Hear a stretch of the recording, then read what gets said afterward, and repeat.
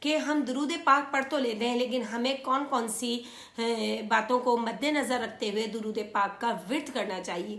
بہت سی ایسی باتیں ہیں جن کو ہم اگنور کر دیتے ہیں اور ہر وقت اپنی زبانوں کو درود پاک سے تر رکھتے ہیں۔ بے شک یہ حکم ہے کہ ہر وقت ہمہ وقت اپنی زبانوں کو درود پاک سے تر رکھو، مگر اس کی بھی چند احکامات ہیں، چند آداب ہیں جو آج میں آپ کے سامنے پیش کروں گی۔ میں نے خود بھی پڑھا تو مجھے بہت اچھا لگا، لہٰذا میں نے چاہا کہ میں یہ آپ تک اپنے ولاگ کے ذریعے یہ میسیج پہنچاؤں۔ انشاءاللہ آپ بھی آگے اس کو ضرور فارورڈ کریں گے اور اس جزائے خیر میں بھرپور حصہ لیں گے۔ تو آداب درود شریف یہ ہے کہ ہمیں قرآن پاک جس طریقے سے ہم پڑھنے سے پہلے باوضو ہوتے ہیں تو ہمیں چاہیے کہ جب درود پاک کا ورد کرے تو ہم ان باتوں کو مد نظر رکھیں۔ درود پاک پڑھتے وقت یہ نیت پیش نظر رکھنی چاہیے کہ میں اللہ تعالیٰ کی رضا اور اس کے حکم کی تعمیل میں درود پاک پڑھ رہی ہوں۔ ہر عبادت کے لیے جیسا کہ ہمیں معلوم ہے کہ پاکیزگی اور طہارت ضروری ہے۔ بغیر پاکیزگی، بغیر طہارت، بغیر وضو کے ہم اللہ تعالیٰ کی عبادت کی جانب گامزن نہیں ہو سکتے۔ اسی طریقے سے درود پاک پڑھنے والے کا بھی جسم اور لباس پاک صاف ہونا چاہیے۔ بے شک درود شریف باوضو پڑھیں تو بہت اچھا ہے۔ بالکل اگر آپ درود پاک پڑھ رہی ہیں، پڑھنے کا ارادہ کیا ہے تو ظاہر ہے آپ ایک کثیر تعداد میں پڑھنا چاہ رہی ہیں، دل یہ مانگ رہا ہے تو آپ ضرور جا کر پہلے وضو بنا لیجئے۔ درود شریف پڑھتے وقت خوشبو لگانا بھی بہت بہتر ہے۔ جی ہاں، درود پاک ہم کس کے لیے پڑھ رہے ہیں؟ ہم حضور پاک صلی اللہ علیہ وآلہ وسلم کو ہدیتاً، تحفتاً، نذرتاً پیش کر رہے ہیں، ایک تحفہ پیش کر رہے ہیں، تو ہمیں پھر خوشبو بھی لگا لیں تو بہت ہی اچھا ہے۔ درود پاک جس جگہ پڑھا جائے وہ جگہ پاک صاف ہو اور وہ جگہ ہر طرح کی تصاویر وغیرہ سے بھی پاک ہو۔ جی ہاں، بہت سے گھروں میں لوگوں کی پکچرز لگی ہوئی ہوتی ہیں، جانوروں کی تصویریں لگی ہوئی ہوتی ہیں اور ہم وہیں بیٹھ کر اللہ کی حمد و ثنا عبادت کر رہے ہوتے ہیں، نماز پڑھ رہے ہوتے ہیں۔ تو یاد رکھیے جس گھر میں جانوروں کی تصویریں یا خود ہماری بھی تصویریں دیوار پر آویزہ ہوتی ہیں تو وہاں فرشتے نہیں آتے، تو کون چاہے گا کہ ان کے گھروں میں فرشتے نہ آئیں؟ لہٰذا ہمیں چاہیے کہ ہم اپنے گھر کو تصویروں سے پاک کر دیں۔ اور بہت سے لوگ ایسے ہوتے ہیں جو کپڑوں پر ان کے پرنٹ ہوا ہوتا ہے، جانور کی تصاویر بنی ہوئی ہوتی ہیں، وہ اسی میں نماز، اسی میں قرآن پڑھ لیتے ہیں۔ تو یاد رکھیے نہ تو ہماری وہ نماز قابل قبول ہے اور نہ ہی ہماری کوئی عبادت قابل قبول ہوگی اگر ہم نے تصویروں والے کپڑے پہنے ہوئے ہوں تو براہ مہربانی ان چیزوں کو مد نظر رکھیں۔ درود پاک پورے ذوق و شوق، لگن اور محبت سے پڑھنا چاہیے۔ یہ سوچ کے پڑھیے، آنکھیں بند کر کے یہ تصور لائیے کہ ہم روضہ رسول صلی اللہ علیہ وآلہ وسلم کے سامنے موجود ہیں، کھڑے ہوئے ہیں۔ آپ اگر اپنے گھر میں بھی پڑھ رہے ہیں تو آپ وہ دماغ میں منظر لائیے، اپنی آنکھوں کو بند کریں اور دماغ میں اپنی آنکھوں کے سامنے روضہ رسول کو لاتے ہوئے درود پاک پڑھیے۔ درود شریف پڑھتے وقت دل و دماغ کو پوری طرح حاضر رکھنا چاہیے اور ہر طرح کے خیالات سے پاک رکھنا چاہیے۔ درود پاک پڑھتے وقت پوری توجہ درود شریف پر رکھنی چاہیے۔ اگر درود شریف میں سیدنا کا لفظ نہ ہو تو خود پڑھتے وقت سیدنا کا اضافہ کر لیں، کیونکہ سیدنا کا لفظ ادب و تعظیم کا ہے، اس لیے آپ صلی اللہ علیہ وآلہ وسلم کے ذاتی نام کے ساتھ اس لفظ کا اضافہ کرنا بہتر ہے۔ اب درود پاک پڑھنے کا ایک خاص طریقہ یہ ہے کہ جو یہاں میں آپ کو بتانا چاہ رہی ہوں کہ ایسا وقت منتخب کر لیں جب آپ اپنے دنیاوی مشاغل سے بالکل آزاد ہوں اور آپ بالکل مطمئن ہوں، ذہنی اور یکسوئی طور پر آپ بالکل فری مائنڈ ہو، آپ کے دل و دماغ میں کوئی بات نہیں چل رہی ہو۔ اور سب سے بہترین وقت جو ہے وہ رات کا وقت ہے، تنہائی کا وقت ہے، جب پورے فیملی اپنے کام کاج کر کے، اپنی مصروفیت کو ختم کر کے جب بستروں میں سو جاتی ہے تو آپ جب درود پاک کو پڑھیں تو بہت دلی سکون ملتا ہے۔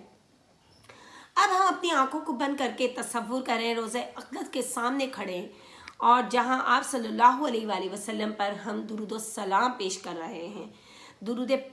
درود پاک پڑھنے کا آغاز اس طرح کریں کہ پہلے تعوذ تسمیہ پڑھیں، फिर सूरतुल आज़ाब की आयत नंबर 56 और दुरूद इब्राहिमी एक एक मरतबा पढ़ें। ये तरीका दुरूद पाक की मंजिल के शुरू में भी लिखा हुआ होता है। अब इस दुरूद का विर्द शुरू करें आपने जो पढ़ना है।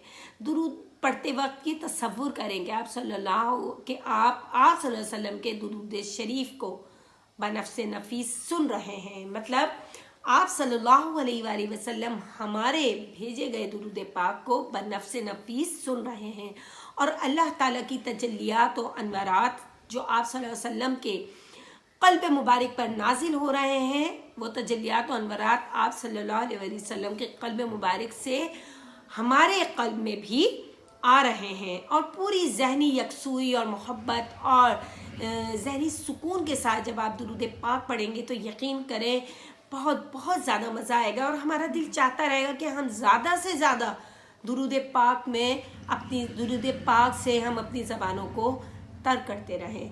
तो ये आज आपका के लिए एक छोटा सा मैसेज था कि दुरूद पाक को कितनी ज़्यादा अहमियत हासिल है हमारी रोज़मर्रा ज़िंदगी में भी, और अल्लाह ताला जो है वो हमारे तमाम काम आसान फरमा देता है। ये तो बहुत आजमाई हुई बात है। मुझे कोई चीज़ नहीं मिल रही होती, घर में कोई चीज़ खो जाती है तो मैं दुरूद पाक का विर्द करना शुरू कर देती हूँ। कोई मुश्किल आ जाती है, कोई काम बनते हुए बिगड़ रहा हो तो फ़ौरन दुरूद पाक का विर्द कर लें। आप देखें आपका काम वो इतनी आसानी से सर अंजाम होगा कि आपको मालूम भी नहीं होगा। और आप कोई बड़ी दावत कर रहे हैं घर में और आप एक ही काम करने वाले हैं तो दुरूद पाक पढ़ते रहें और अपने काम करते रहें। यकीन करें ऐसा महसूस होता है मैं बड़ी से बड़ी दावत अकेले अल्हम्दुलिल्लाह सर अंजाम दे लेती हूँ, क्योंकि मुझे ऐसा महसूस होता है कि जैसे मेरे साथ कोई और कामों में लग गया है और मेरा काम आसानी पूरा हो रहा है। तो अल्हम्दुलिल्लाह ये सब दुरूद पाक की बरक़ात हैं, फ़ज़ाइल हैं, तजल्लियात हैं, अनवरात हैं, जिसकी बदौलत हम इससे मुस्तफ़ीद हो सकते हैं। तो आइए ये अहद करें कि हम दुरूद पाक से हम वक्त अपनी ज़बानों को तर रखेंगे, ना कि फजूलियात बात करें। मजलिस में जाते हैं, किसी भी किस्म की मजलिस में या किसी भी किस्म के इज्तिमा में हम शामिल होते हैं, मिलाद में जाते हैं, कुरान खानी में जाते हैं, तो वहाँ हम देखते हैं कि ख़वातीन बातें करना शुरू कर देती हैं। स्पेशली मैं ये मैसेज दूंगी आज की व्लॉग के ज़रिए कि अब आजकल क्या होता है कि हम किसी के इंतकाल में जाते हैं। खुद मैं अपने रिलेटिव्स की बात करूंगी कि अगर हमारे रिलेटिव्स में अल्लाह ना करे किसी की डेथ हो जाती है, यकीन करें जब तक मैयत घर में रहती है तो बड़ी खामोशी रहती है, पढ़ना पढ़ाना चलता रहता है, और जैसे ही मैयत घर से अभी बाहर निकली है और ख़वातीन ग्रोह बनाकर आपस में बातें करना शुरू कर देते हैं, ये इंतहाई तकलीफ दे अमल होता है उस फैमिली के लिए जिनके घर में हम ताज़ियत करने गए हैं। तो बराए मेहरबानी इस बात का ख़ास ख्याल रखें कि अगर हम किसी के घर में मैयत में गए या ताज़ियत में गए या किसी सदमे के तौर पे हम उनके घर में पहुँचे हैं, तो फिर हमें इन बातों को ख़ास तौर पर मद्देनज़र रखना चाहिए कि हम अपनी आवाज़ धीमी रखें। बातचीत अगर हम करें भी तो आराम से सुकून से करें, हाँ हू नहीं मचाएं। बहुत सी ख़वातीन को देखा है माज़रत के साथ कि वो किसी ऐसी मजलिस में जाते हैं तो वहाँ हंसी मजाक फ़ैशन की बातें शुरू हो जाती हैं। अल्लाह माफ़ करे, अभी मैयत घर से बाहर निकली ही है और ना ख़वातीन इस तरीके के कामें करना शुरू कर देती हैं, जो इंतहाई तकलीफ़ दे बात होती है उस फैमिली के लिए, उस फैमिली के ख़वातीन के लिए जो इस सदमे से दो चार हुए हैं। तो बराए मेहरबानी इस पर ख़ास तवज्जो करें और आगे से आगे इस बात को फॉरवर्ड करें कि इन बातों से हम गुरेज करें।